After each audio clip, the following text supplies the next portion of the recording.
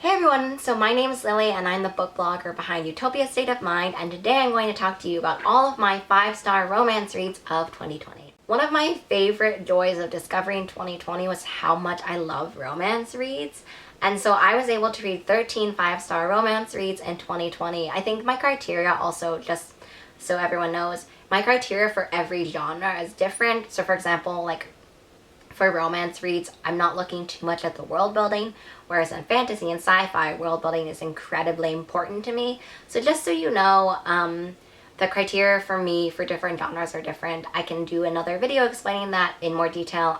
If you want, just let me know below. And let's get into it. The first one that I really loved was Brazen and the Beast. I really loved the Bare Knuckle Bastard series. This was one of my favorite series that I discovered in 2020. And so Henrietta for me was an instant favorite. And I love also rivalry. So rivals in business, and also that rivalry tension is just one of my favorite, I don't know if I'd call it a trope, but it's one of my favorite elements in romance books, but also like in general. So I really loved reading it, and I kind of just fell into this series entirely, and so this kind of was on my journey of falling into it. The next one is Girl Gone Viral. I loved not only the romance in it, and I'm not going to keep saying that I loved the romance because that's why they're in this video, but I also loved how it deals with this sense of privacy in our age of viral tweets and live streams and meet cutes. So like, how does social media and all of that stuff kind of change our perception of that and our perception of ourselves and like dating in general. I also loved how both of the main characters are scarred by their past and how they kind of work through that, and the romantic tension as well in the story. The next one made me cry in a way I was not expecting. So I read Wrong to Need You, and yeah, it made me cry. I just was not expecting it. It's a book about feeling like you deserve to be loved and that you deserve to receive help. And also at the same time, it's passages about characters needing to open up. There's just so many heavy emotions in this book, and it was just so satisfying and fulfilling, and I was able to totally empathize with the characters, and that's definitely why it made me cry and why I loved it. The next is A Princess in Theory. This is the beginning of the Reluctant Royal series by Alyssa Cole. It's one of my now favorite series. The main character is so sassy, and I just loved the premise of the story and also the world in the story. It's one of those world building where it's in the contemporary setting, but also like in worlds and in a setting that is different than ours. So I guess it's not really necessarily like, for example, Wrong to Need You.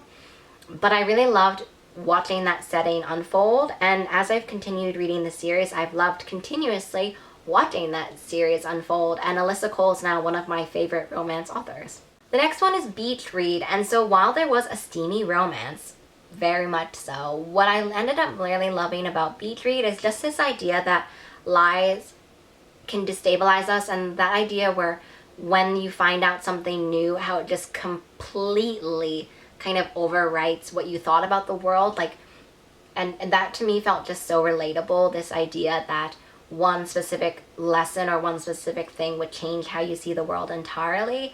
And yeah, it just felt so relatable to me, and I loved how it's this idea of when our visions of perfection lead us to disappointment, and how that pain of love and loss can change us forever. So for me, I guess what I loved about Beach Read were more the characters and what the characters were dealing with on their own specifically, and then also the romance of them kind of working through their issues and coming together also was really satisfying to read. The next one is Take a Hint, Dani Brown. Talia Hibbert is also one of my favorite romance authors, and Take a Hint, Dani Brown is my favorite in the Chloe Brown, or in the Brown Sisters series. The banter was just so witty and like so quick, and I also loved how steamy it was. The had amazing characters, and I really loved watching them come together. Definitely my favorite in the series because of this combination of tension and the witty banter. The next one is Daring and the Duke. This has a great like lovers to enemies to lovers kinds of things. I loved how, this is my favorite in the series, in that series. I loved how the main character was just, actually it's dual perspective, so I loved how one of the main characters is just so fabulous, and she's all about women taking pleasure into their own hands. She's so strong and so independent, and at the same time so vulnerable, and her character made Daring and the Duke my favorite of the series. I wasn't sure if I was gonna like Daring and the Duke because from the synopsis, and specifically also what we learn about the characters during the first and second one, I wasn't really sure that I was going to like one of the characters. But in the end, it ended up being my favorite of the series. The next one is The Care and Feeding of Waspish Widows. This is kind of like a sequel to The Lady's Guide to Celestial Mechanics. It's not a sequel where like you have to read the first to enjoy The Care and Feeding of Waspish Widows, but I would recommend it because Lady's Guide is like fabulous and I love that one so much. Also a 5-star read for me. But what I loved about The Care and Feeding of Waspish Widows was a slow burn romance, and it was just full of politics as well and queer women taking on the patriarchy and homophobia. I was not expecting how political and how kind of social commentary-esque it would be. Like, I guess I was just expecting pure romance. But I ended up really loving that aspect a lot, and it is more of a slow burn story. So if you're into those different things, oh, it also has bees, right? So I don't know if you could tell from the Waspish Widows thing, but I also loved learning about all the bee stuff. The next is Vanessa Yu's Magical Paris Tea Shop. I'm a huge fan of Roselle Lim, and so it was really great to read Vanessa Yu's Magical Paris Tea Shop. I love the premise and the idea behind this kind of tea reading and this magical power in that sense, and how it deals with this theme about do you want to be able to know kind of the future and how that changes your life and how it changes kind of the relationships you have. The romance it's so charming and precious in this one, and I was drooling with all the tea and food descriptions. A Duke by Default was definitely one of my favorite reads because I love Scotland. I literally in my notes have Scotland, hey? I love Scotland. I went there on my honeymoon, and so it has a nostalgic place in my heart. I also love Scottish accents, so like all in all, A Duke by Default was a huge win. But I also loved how the main character is trying to find herself and how her family views that, and for me that was just really relatable as well. So it's not just that there's like a gruff Scottish speaking person in this book, okay, set in Scotland. It is more than that. I also loved how the main character is kind of struggling with setting up boundaries and finding her limits and figuring that all out together. I've gone on about how much I love Rachel Lynn Solomon's books, and I loved X Talk, which is her adult romance fiction debut. I loved the main character so much because I loved how vulnerable she was on the page, but also how she has to deal with her ideas of giving up her dreams, and has she given up on her dreams, and that kind of wavering and that kind of struggle was really relatable to me.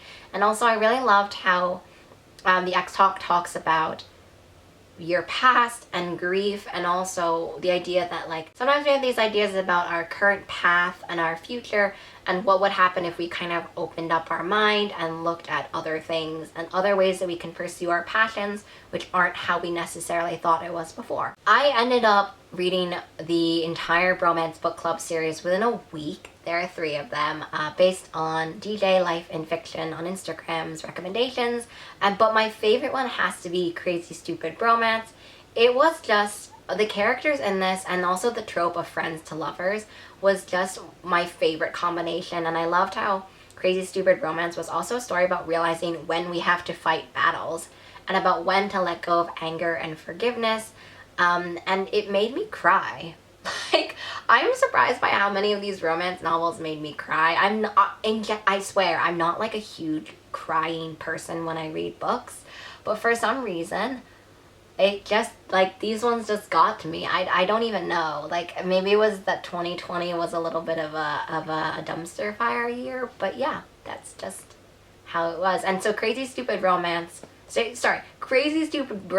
is my favorite of the series, and it was just something where I knew from the beginning I was going to love the character so much better than the first 2, and I didn't dislike the first 2, but they just instantly made a place in my heart, and then with me crying, and it just, that's why it ended up on my 5-star read list. And the last book on my 5-star read list, which I think was the last book I finished in 2020, was Honey Girl. Honey Girl is so good. Not only is it sapphic, but it has this beautiful lyricalness to the book about how the main characters talk about romance and space. Like, there are some of the most romantic, dreamy, beautiful passages in this book, and I need to hand letter them because they are so gorgeous.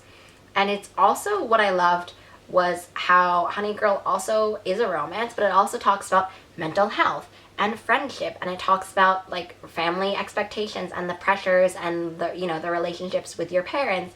And it also talked about being a woman of color and how the systemic racism and how, you know, in her case also the homophobia, how it takes such a toll on you and how it like demands perfection in an unfair way, but how it demands so much of you and how like sometimes you really just need a break. And it's so hard, and it just made me tear up so much. I'm getting like borderline emotional talking about how much I love Honey Girl.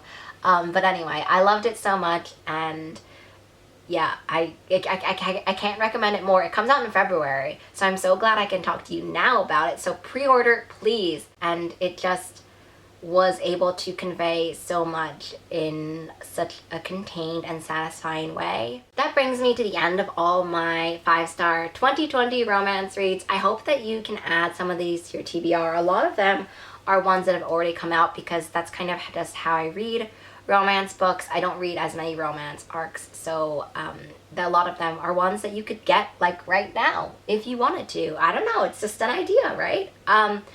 I would really love to know what some of your favorite romance books are in general, because I would love to read a ton more romance in 2021. I will leave all the links to the books and my social media below, and I hope you have a really great day and a really great reading day if you're gonna read at all today. Bye!